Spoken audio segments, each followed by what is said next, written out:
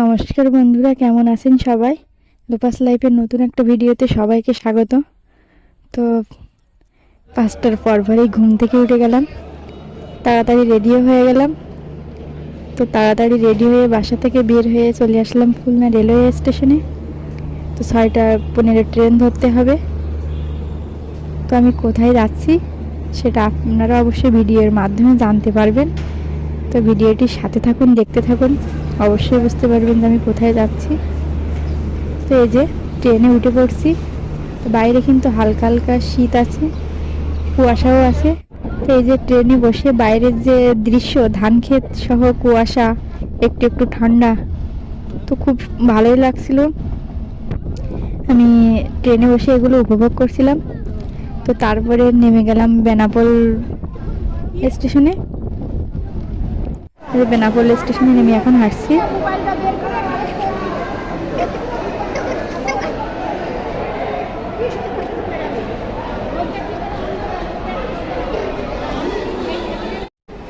বেনাপোল স্টেশনে কিন্তু প্রচুর মানুষের ভিড়, এই জন্য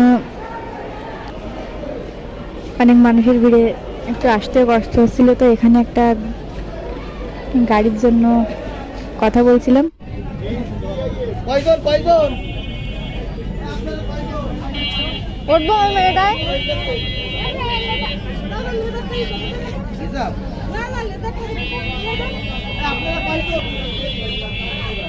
এখান থেকে একটা গাড়ি নিয়ে নিলাম, গাড়ি থেকে নেমে চলে আসলাম বেনাপোল বর্ডারে।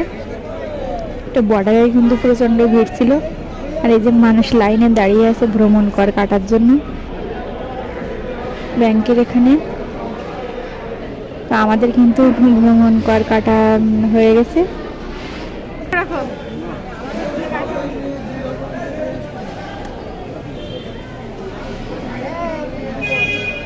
ভ্রমণ করে কেটে নিয়েছি।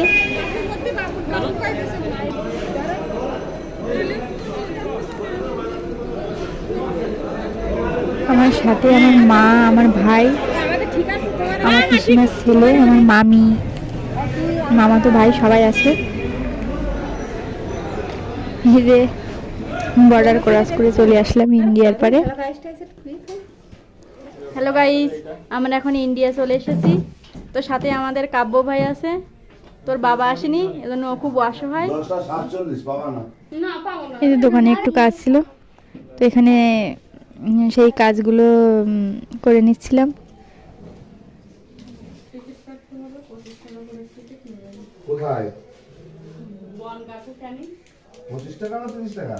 দোকান থেকে কাজ মিটিয়ে বের হয়ে পড়ছি। তো এখন যাব বনগাঁ স্টেশনে। বনগাঁ স্টেশন থেকে ট্রেনে শিয়ালদা যাব। এই যে এখান থেকে একটা অটো নিয়ে নিচ্ছি, অটো করে এখন বনগাঁ স্টেশনে যে নামবো। এ হচ্ছে আমাদের শিয়াল মামা।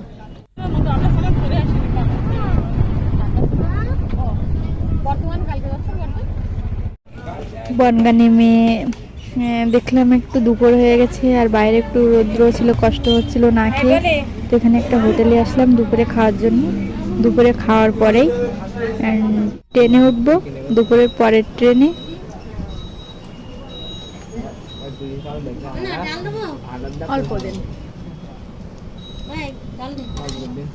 এই যে হোটেলে আমরা খাচ্ছি, এই হোটেলটা একবারে বনগাঁ স্টেশনের পাশেই। এবার এখানে রান্নাটা কিন্তু খুব ভালো ছিল।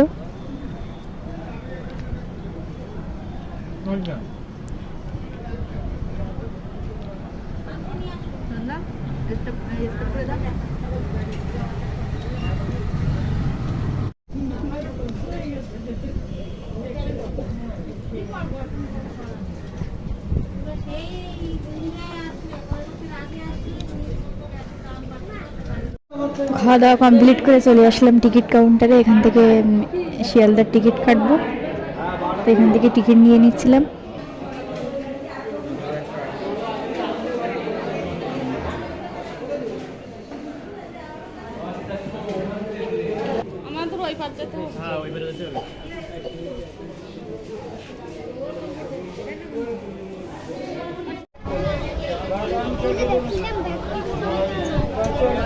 ট্রেন আসলে আমরা কিন্তু ট্রেনে উঠে পড়ছি, শিয়ালদার উদ্দেশ্যে রওনা দিয়েছি।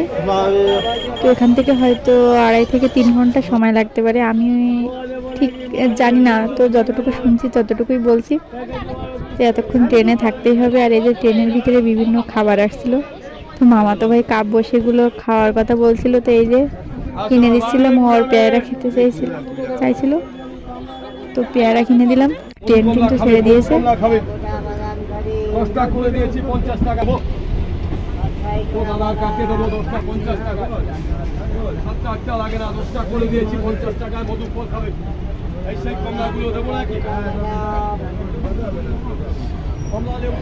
এখন বিকাল হয়ে গেছে, শিয়ালদা স্টেশনে নেমে গেলাম। শিয়ালদা স্টেশন তো সবসময় ভিড় থাকে, আর আপনারা যারা ইন্ডিয়ার আছেন তারা তো ভালোভাবে জানেন এটা, প্রচণ্ড মানুষের ভিড়, একটা ব্যস্তময় স্টেশন। এখানে সবসময় মানুষের ছোটাছুটি দৌড়াদৌড়ি লেগেই থাকে, যখন যে ট্রেন চলে আসে সেই ট্রেন ধরার জন্য মানুষ দৌড়াদৌড়ি করে। তো আমরা এখান থেকে আবার টিকিট কেটে নেব বিদ্যাধরপুর স্টেশনে নামার জন্য। তো বিকাল হয়ে গেছিল, তো এখানে একটু দাঁড়ায় যে সবাই ওয়েট করছিলাম ট্রেনের জন্য। ট্রেন কিন্তু চলে আসছে, এবার ট্রেন ধরতে হবে।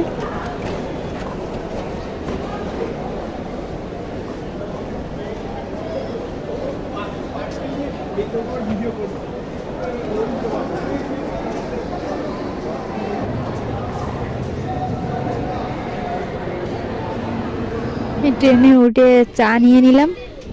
তো এখন বিদ্যাধরপুর যে নামবো। তো আজকের মতো এই পর্যন্ত, সবাই ভালো থাকবেন, সুস্থ থাকবেন।